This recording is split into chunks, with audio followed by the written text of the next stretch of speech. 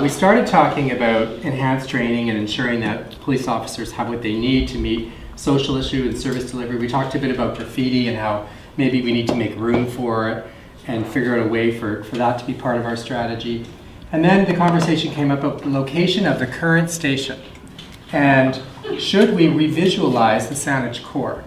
And should we relocate or centralize the building, knowing that the building has been a point of discussion in the past, and it's maybe lived its shelf life, it's not, from what I understand, seismically appropriate anymore, et cetera, et cetera, et cetera. Then we got a little courageous, much like the table in the middle, and said, well, wait a second, do we need one station or do we need multiple stations that invite the community to engage in multiple ways? Because Saanich is a broader region now and represents, has greater representation as far as diversity.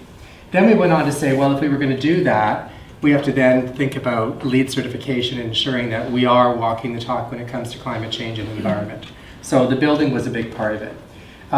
Then at the very end of it, we had a very quick comment about, but we're also talking about maybe it's time to talk regionalization of police services and the A word and amalgamating, because we are who we are and the population is what it is. And that shift needs to be discussed and probably already is, which was interesting. But much like Kim, I'm going to add one more point because it's very interesting and kind of an interesting idea.